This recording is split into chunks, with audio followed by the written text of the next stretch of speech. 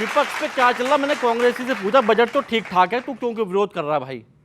तो वो देखो कांग्रेसी क्यों विरोध कर रहा है बजट का, मैं आपके बीच में रखता हूं कि बजट तो बढ़िया है पर विपक्ष नाखुश। बजट तो बढ़िया है पर विपक्ष नाखुश।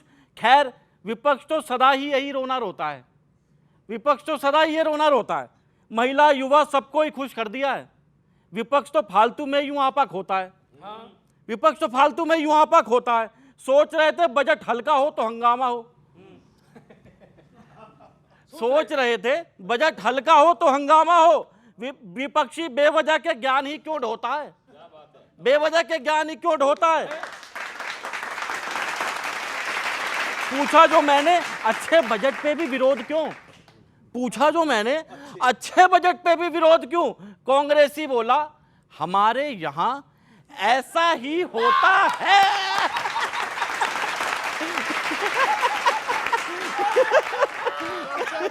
तो सब ये तो सत्य है, ये तो हमारे यहाँ ऐसा ही होता है।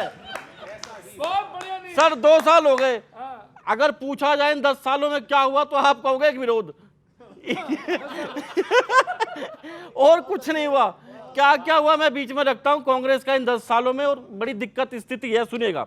अच्छा हुआ आपकी 300 सीटें नहीं आई, आपसे तो 98 ना संभल के दे रही।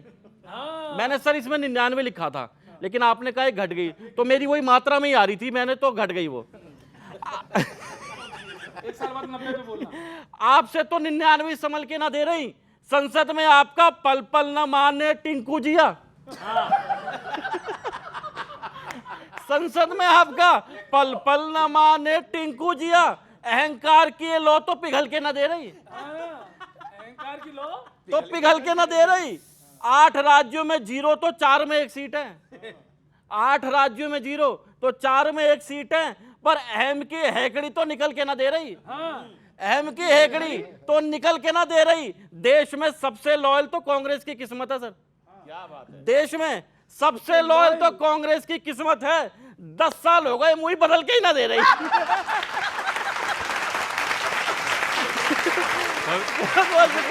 रवि जी का व्यंग बहुत, आपका व्यंग बहुत जबरदस्त होता है, और व्यंग के लिए मैं जरूर सैल्यूट करूंगा। ये कवियों का मंच है और आपकी पूरी स्वतंत्रता है। ये सारे व्यंग पर लेता तो हमसे ही है। पर संसद में हो या सड़क पे हो, हमने तो कभी अहंकार किया नहीं, हमने तो मोहब्बत की दुकान चलाई है। आज भी मोहब्बत की दुकान में ही हम लोग हैं। हम लोग चाहते हैं देश में शांति, सौहार्द, सहिष्णुता और सब लोग जो है एक साथ प्यार से रहें, और उस प्यार के लिए जो है आगे हम सब काम कर रहे हैं। देश आगे रहेगा तब कांग्रेस भाजपा रहेगी, कांग्रेस भाजपा से बड़ा देश है जी। डॉक्टर साहब इसी वजह से किस्मत बदल के नहीं दे रही।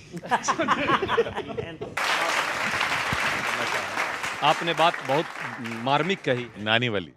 12 से लेकर के 12 से 15 लाख रुपए जो कमाते हैं सामान्य मध्यम वर्गीय लोग, हम लोग उसी श्रेणी में आते हैं। पहले तो 20 से 30% हम टैक्स दे देते हैं सरकार को डायरेक्ट। उसके बाद जो हमें बचता है, जब बाल बच्चों का कॉपी किताब लेने जाइए, खाने में दही छाछ खरीदिए, उसमें टैक्स दे देते हैं।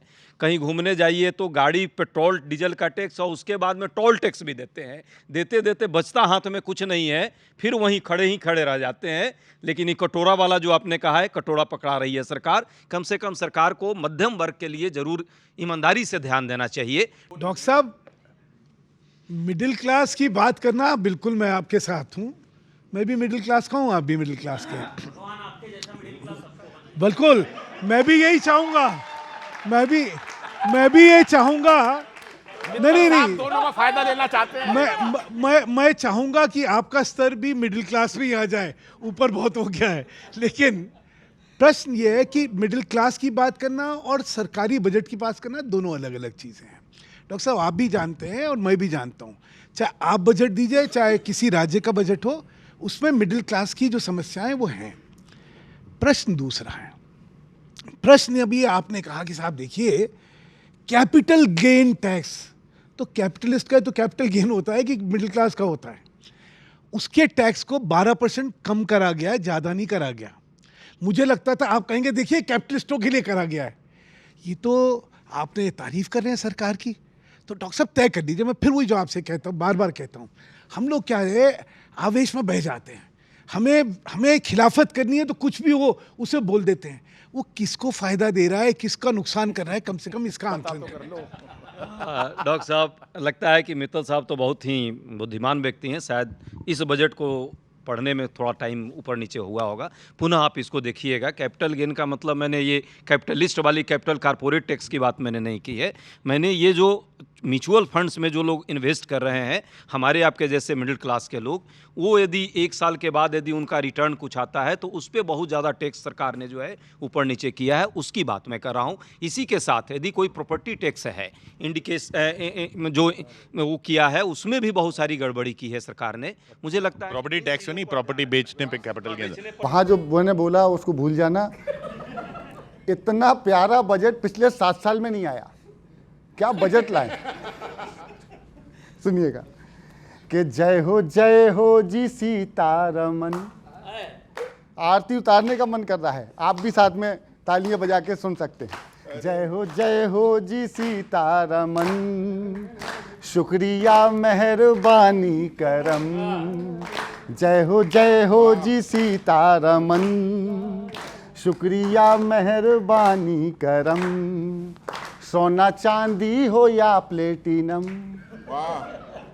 सबकी ड्यूटी करी आज कम। सोना चांदी हो या प्लेटिनम, सबकी ड्यूटी हुई आज कम। देखिए कितना प्यारा बजट है। महिलाओं किसानों के ये मन का बजट है, छात्रों का बजट है, ये निर्धन का बजट है, ये कर्मचारियों का है, वेतन का बजट है, ये कर्मचारियों का है, वेतन का बजट है। राहुल गांधी कहते हैं बेमन का बजट है, राहुल गांधी कहते हैं बेमन का बजट है, लेकिन मैं ये कहता हूँ ये नेशन का बजट है। लेकिन मैं ये कहता हूँ ये नेशन का बजट है। ये दुकान सही है। इस बजट में है मोदी का दम, इस बजट में है मोदी का दम। शुक्रिया मेहरबानी करम। और देखिएगा, ये जितने विपक्षी हैं ऐसे हैं शिकारी, तीरंदाजी करते हैं चिड़िया भी न मारी। इनको विरोध करने की है गंदी बीमारी, इनको विरोध करने की है गंदी बीमारी। सबसे प्यारी है इनको कुर्सी की सवारी, इस बीमारी को कहते हैं भ्रम। तालियां बजा के मिलके बना दो आप लोग। इस बीमारी को कहते हैं भ्रम, इनकी बीमारी कर दो खत्म। जय हो माँ सीता, जय हो जी सीताराम।